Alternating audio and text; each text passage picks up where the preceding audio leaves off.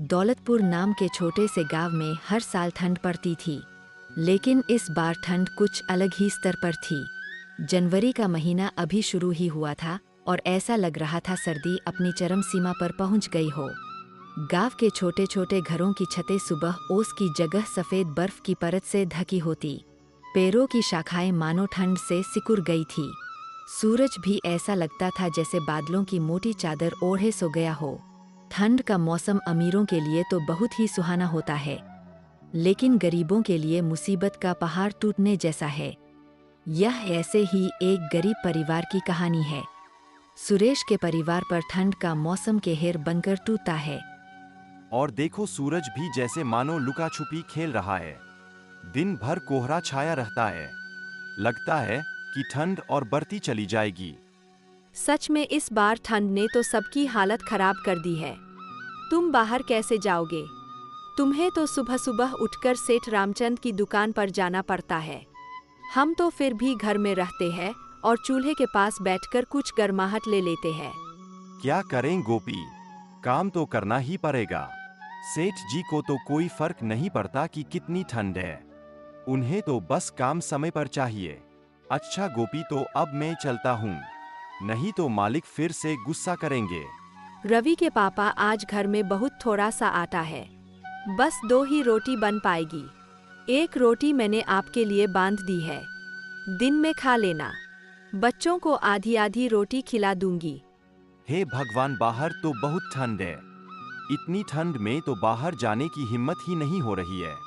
सुरेश एक चाय की दुकान पर चाय बनाने का काम करता था, जहां उसे बहुत कम पैसे मिलते हैं और उसके परिवार का गुजारा बस किसी तरह से चल रहा था। दौलतपुर गांव में हर साल सर्दी का मौसम आता था, लेकिन इस बार ठंड कुछ ज्यादा ही भयानक थी। आमतौर पर गांव के लोग सर्दी को हंसी खुशी सहन कर लिया करते थे, लेकिन इस बार मौसम ने सभी को मुश्किल में डाल दिया।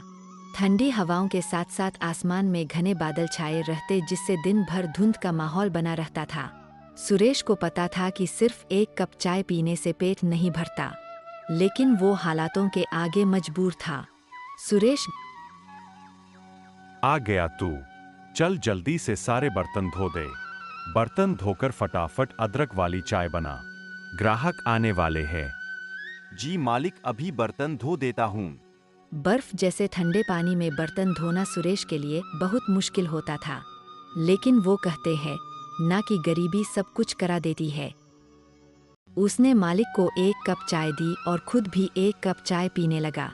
तभी मालिक ने उसके हाथ में चाय का कप देख लिया और गुस्से से भड़कने लगा। यह क्या सुरेश, तुम्हें यहाँ चाय बनाने के लिए रखा गया है या चाय पीने के लिए? मालिक, वो बहुत ठंड लग रही थी, गलती हो गई मालिक। आगे से चाय कभी नहीं पीऊंगा। ठंड लग रही थी, आज तो मैंने तुझे हाथों पकड़ लिया। ना जाने रोज तू कितने कप चाय पी जाता होगा।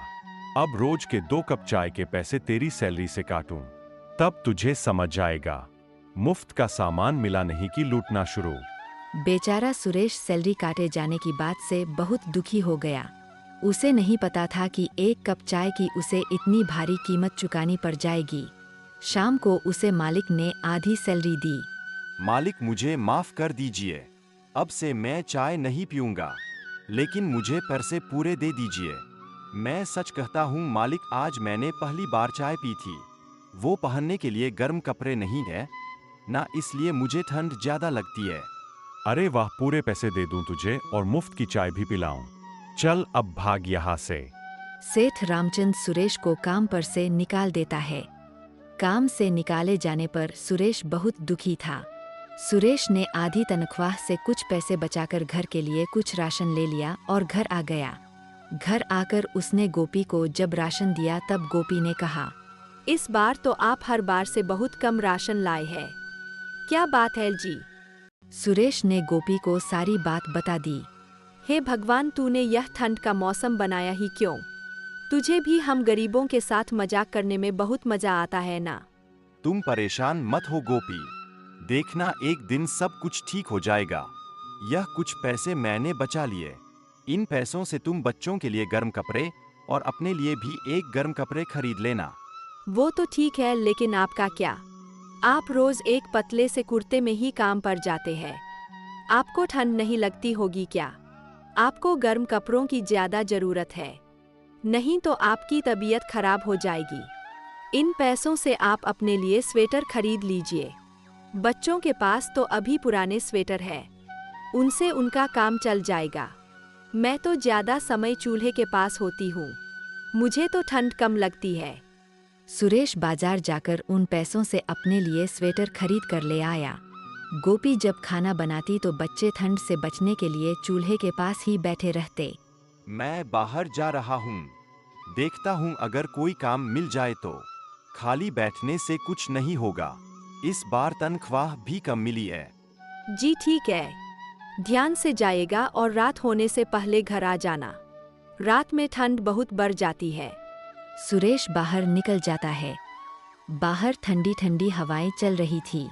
सुरेश काम की तलाश में आगे बढ़ जा रहा था। भैया, आपके पास अगर मेरे लायक कुछ काम हो तो दे दीजिए।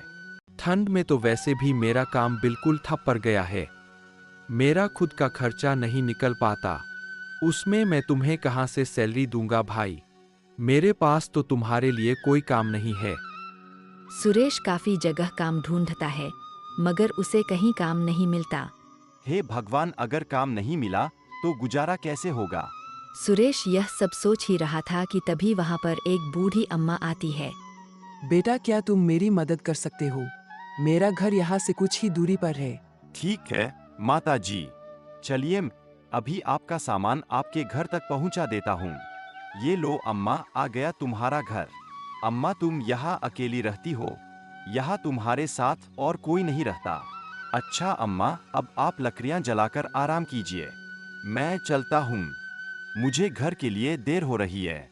ठीक है बेटा, लेकिन मैं चाहती हूँ कि तुम मेरी भोली को भी अपने साथ ले जाओ। मैं बहुत बुरी हो चुकी हूँ, मैं इसका ढंग से ख्याल नहीं रख पाती, इसलिए मैं चाहती हूँ कि तुम इसका ख्याल रखो।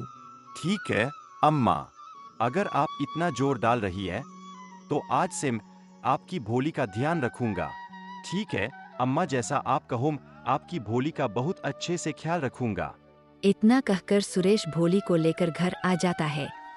जब गोपी ने सुरेश को गाय के साथ देखा तो वो बोली, अरे यह किसकी गाय ले आए उरेश? गोपी को सारी बात बता देता है। बस इस तरह अम्मा ने इस भोली को मुझे दे दिया और कहा इसका बहुत ध्यान रखना। अब हम इसका बहुत ध्यान रखेंगे, बिल्कुल अपने बच्चों की तरह। रात में अगर इसे भूख लगी तो हमारे पास इसे खिलाने के लिए कुछ भी नहीं है। जी हाँ, आप जल्दी से भोली के लिए कुछ खाने को ले आइए। सुरेश जंगल की ओर निकल जाता है और भोली के लिए ढेर सारा चारा लेकर घर पहुंचता है और उसे खिला देता है। कुछ देर बाद भोली ढेर सारा दूध देती है। आज पूरा परिवार एक साथ बैठकर चाय पिएगा। आज हम सब एक गिलास गर्म दूध पीकर के सो जाएंगे, क्योंकि खाने के लिए अभी हमारे पास बिल्कुल राशन नहीं बचा है। इस तरह सुरेश का परिवार उस दिन भोली के दूध से अपना पेट भर लेता है और सो जाता है।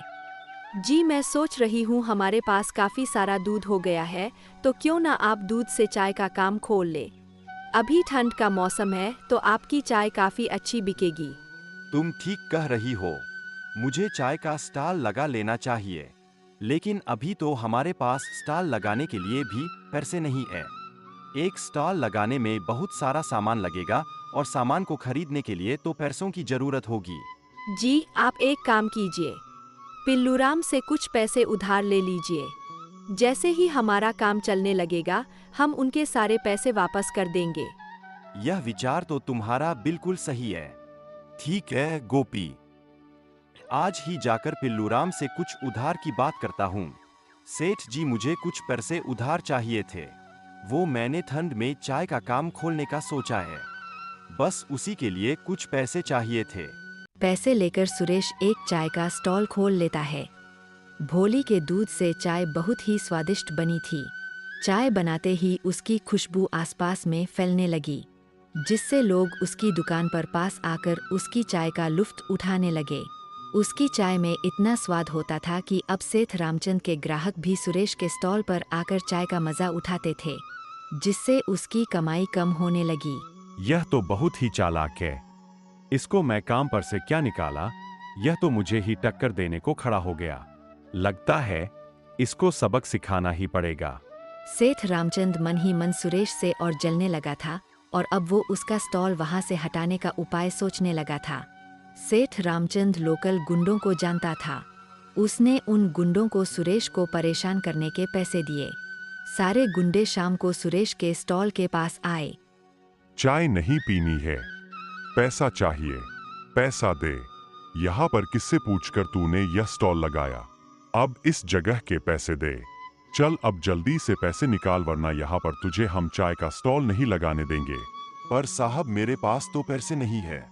अगर पैसे नहीं है तो कल से तेरी स्टॉल यहाँ नहीं लगनी चाहिए, वरना तेरे लिए अच्छा नहीं होगा। पर साहब मैं बहुत मजबूर हूँ और गरीब भी।